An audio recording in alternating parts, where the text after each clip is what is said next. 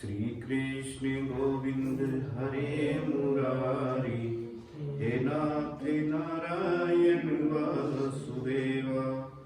श्री कृष्ण गोविंद हरे मुरारी, हे नाथ नारायण वासुदेवा। पाप करे और गंगा नहाए, तेरा होगा नहीं कल्याण। कुछ लोगों के दिमाग में इस प्रकार की बातें चलती रहती हैं कि कितने भी उल्टे सीधे काम करो और हरिद्वार जाओ और गंगा जी में सारे पाप धोकर अपने घर चले आओ। तो किसी ने गंगा जी से पूछ लिया कि माता जी, इतने पापी लोग आते हैं, कोई पशु काटता है, कोई पशु मारता है, बड़े बड़े दुष्ट है, कोई खून करता है, और वे सब पाप धोलकर आप ही गंगा जी में चले जाते हैं, तो आप पर तो बड़ा लोड पड़ता होगा। तो माता जी ने कहा कि नहीं, मेरे को कोई लोड नहीं पड़ता। कहने लगे क्यों? कि कहने लगे जब बरसात होती है तो मैं बादलों से कह देती हूँ कि पानी यहाँ से उठाओ और ले जाकर जिन जिनके घर से आया है सब उनके आंगन में फिर बरसा दो, तो उनके मैं यहाँ फिर वापस कर देती हूँ। इस तरीके से अगर चलेगा तो फिर तो मैं ही पापों के बोझ में दब जाऊंगी। तो महापुरुषों का कथन है कि जीते जी जिसने गंगा में स्नान कर लिया, मरने के बाद फिर उसकी हड्डियां जाएं या ना जाएं कोई परवाह नहीं है। एक व्यक्ति था तो बड़ा कंजूस था, कभी तीर्थ में जाए नहीं, गंगा नहाए नहीं, कभी सत्संग में जाए नहीं, बच्चे को जाने ना दे। तुम तो पागल हो गए हो, मूर्ख हो गए हो, तुम्हारी बुद्धि मरी गई, तुम्हारी बुद्धि का हरण हो गया है, काम करते नहीं हो, क्या भगवान खाने को देगा? इस प्रकार का उसका व्यवहार था। तो अंत में आया तो मृत्यु के निकट था एक दिन। तो लड़के आपस में खाना खुशी कर रहे थे कि पिताजी अभी मरेंगे, तो खुली जिप्सी लाएंगे, फूलों से सजाएंगे और पिताजी को पूरे शहर में घुमाएंगे। इन्होंने जीते जीते कोई अच्छा काम नहीं किया, चलो अंत समय में इनको गांव में पूरे में सैर करा देंगे शहर में। इसने सुन लिया, कहने लगे, ए मूर्खो, क्या बात कर रहे हो? कितना महंगा पेट्रोल है, गाड़ी में जाने क्या जरूरत है? एक काम करो, वे मेरी टूटी हुई चप्पल लाओ और मैं उन्हें पहन के चलता हूं और मैं शमशान घाट में जाकर मरूंगा। मर गया। मरने के बाद बड़े भाई ने छोटे भाई को कहा कि भैया, इसने कभी जीते जीते कोई अच्छा काम नहीं, हमारे बाप ने कभी किया नहीं, कम से कम ऐसा करो, इसकी जो अस्थियां हैं, हड्डियां हैं, उनको तो हरिद्वार पहुंचा दो। बड़े भाई ने छोटे भाई को इसकी हड्डियां, अस्थियां दी तो ये लेकर चल गया। तो ये गुजरात का रहने वाला था, गुजरात से चला तो क्या हुआ, अब दिन के दिन वहां पहुंच नहीं सकता था हरिद्वार, तो बीच में दिल्ली रुक गया। वहां इसका एक कोई मित्र था, फ्रेंड था, बाहर रुक गया। और वो जो हड्डियों का डब्बा था, अस्थियों का जो डब्बा था, वो उसने बैग में रख रखा था। अब तुम्हें पता है कि किसी के यहां पर जाए तो अशुभ माना जाता है, तो ये चुपचाप गया। मित्र ने पूछा, भाई ठीक ठाक? हाँ भाई, आगे शाम को वहां पर रुका, खाना वाना हुआ, तो बैग से इसने डिब्बा निकाल कर वहां से अपने बैग से जैसे कुछ वस्त्र निकाले, तो डब्बा बैग के साइड में लगाकर रख दिया किसी अलमारी के अंदर। सुबह जल्दी ट्रेन थी 4 बजे। अब सुबह जल्दी जल्दी में क्या हुआ, भागा दौड़ में उठा दौड़ा, तो क्या हुआ, बैग तो उठा लिया लेकिन वो डब्बा वहीं छोड़ दिया।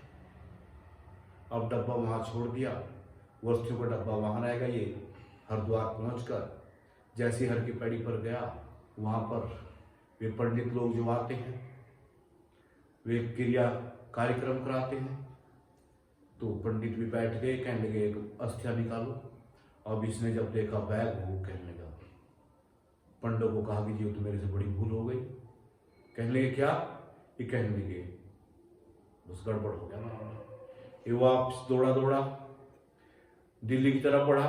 उधर घटना घटित क्या होती, जैसे वो निकला तो उसकी जो फ्रेंड था, उसकी पत्नी वहां पर झाड़ू मारने के लिए आई। तो उसने जैसे झाड़ू मार रही थी तो उसने देखा तो डब्बा रखा है, अब डब्बा जैसे उसने देखा तो उसमें हड्डियां। अब औरत तुम्हें पता ही कैसी कैसी गालियां देती है, बहुत। इस औरत ने अच्छी बुरी गालियां दी, सुबह पड़ोसी भी इकट्ठे हो गए, क्या हो गया, पता नहीं किसका बच्चा मर जाए, इसका नाश हो जाए, और भी क्या क्या बका। और उस डब्बे को उठाकर अब पति को तो थोड़ा थोड़ा कुछ संदेह कभी मित्र पर होता भी था कि कभी वो ही ना लेकर आया हो, लेकिन वो डर के मारे बेचारा बताया नहीं, क्योंकि पत्नी भी दुर्गा है, दुर्गा। पत्नी बेचारे कांपते हैं उनके सामने। तो वो गटर में डाल दिया। अब जैसे वो गटर में डाल दिया, गंदे नाले में, तो उधर से वो जब वो उसका मित्र वहां पर आया, कहने लगे भैया हमारा एक सामान रह गया था यहाँ से। कहने लगा चुप, आवाज नहीं करे जरा सी भी नहीं, मेरा भी हरिद्वार के लिए प्रस्थान हो जाएगा तेरे साथ में यहाँ से। कहने लगे क्या कि वे पिताजी की अस्थियां थी और ऐसे ऐसे मेरे को हरिद्वार लेके जाना था। कहने लगे भैया वे यहाँ रहेगी, हमारी पत्नी ने हमारा जीना आराम कर दिया, वे तो गटर में डाल दी। ये बेचारा छोटा भाई परेशान होकर फिर गुजरात पहुंचा। भाई ने कहा कि अस्थियां डाला ये हरिद्वार। कहने लगे भैया पूरी कहानी बताई कि वो तो ऐसे ऐसे। भाई ने कहा मुझे पता था पहले ही क्या कि ऐसा होगा। कहने लगा क्यों कि जिसने जीवन में कभी अच्छे कर्म किए नहीं तो उसकी हड्डियां भी जाना वहां तक बड़ा मुश्किल है। फिर भी मैंने कुछ थोड़ी सी बचा कर रख ली थी, और ले अब की बार इन्हें लेके जा, और अब की बार कहीं रुकना नहीं है। ये उसे बेचारा डब्बे को लेकर और हरिद्वार की ओर इसने प्रस्थान किया। जैसे ही हरिद्वार की ओर इसने प्रस्थान किया तो इसने सोचा कि भाई अब डालनी डूबनी क्या है, पहले भी बेकार हो गया। तो ये पंडे वंडे आए, उन्होंने पहले भी दक्षिणा नहीं मिली थी। उन्होंने कहा भाई कहाँ है हड्डियां? कहने लगे कि जी इस डब्बे में है। अच्छा, अब पंडों ने ऐसी अपनी फॉर्मेलिटी पूरी करके दक्षिणा लेनी थी उनको तो, और वो डब्बा कहने लगे क्या खोलना है। अब जब पंडों के दिमाग में आया कभी पहले की तरह से फिर खाली हो जाए मामला, फिर दक्षिणा रुक जाए। कहने लगा चलो जो भी है, गंगा जी में हाथ जोड़कर वो डब्बे के ऊपर भविक कर दिया। उधर सावन का महीना था, कोई लड़की थी, उसने सावन के व्रत रखे थे, 40 दिन का अनुष्ठान था। उसने गंगा माँ से कोई विनती की थी, प्रार्थना की थी। वो लड़की जैसे वहां पर नहाने के लिए आई तो उसने जैसे गंगा जी में डुबकी लगाई, हर हर गंगे माँ, तो जैसे वो ऊपर आई वो डब्बा उसके हाथ में।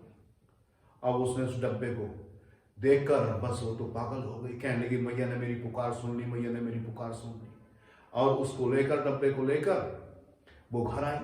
अब घर जैसे ही आई तो माँ ने पूछा कि कुछ हुआ भी? बहुत खुश है, बहुत प्रसन्न है। कहने लगी माँ बस जिसका इंतजार था वो घड़ी आ गई, मैया ने मेरी मनोकामनाएं पूर्ण कर दी आज। कहने लगी चलो खोल के देखो तो बेटे इसमें। अब खोल कर देखा तो उसमें हड्डियां। वे हड्डियां फिर कहाँ? फिर गटर में गई। तो व्यक्ति अगर अच्छे कर्म नहीं करता है, भगवान ने गीता में स्पष्ट कर दिया है कि मरते समय जो व्यक्ति मेरे नाम का सुमिरन करता है, मेरे नाम का भजन करता है, वो मुझको ही प्राप्त होगा। अब एक व्यक्ति एक दिन मर रहा था, तो जैसे वो मर रहा था तो कभी जीवन में भगवान का भजन किया नहीं, सुमिरन किया नहीं, नाम जप किया नहीं। तो उनके लड़कों ने कहा कि भाई भगवान श्री कृष्ण जी ने गीता में कहा है कि मरते समय जो मेरा नाम का स्मरण करता है, मेरा नाम लेता हुआ मरेगा, वो मुझको प्राप्त होगा। तो वे जो मरने वाला सेठ था, तो उसका जो एक दामाद था उसका नाम नारायण था। तो बेटों ने कहा कि पिताजी जीजा को बुलाते हैं और जैसे सामने खड़ा करेंगे लाकर, ये बोलेंगे कि नारायण, बस काम हो जाएगा। अब उनको बुलाया गया और जैसे वे आया तो सामने खड़ा किया, उन्हें बैठाया गया कि पिताजी देखो कौन आए हैं, कौन आए हैं। तो उसने देखकर कहा अरे कौन होता, मुझे क्यों परेशान करते हो, ये तो जमाई है, ये तो जमाई राजा है।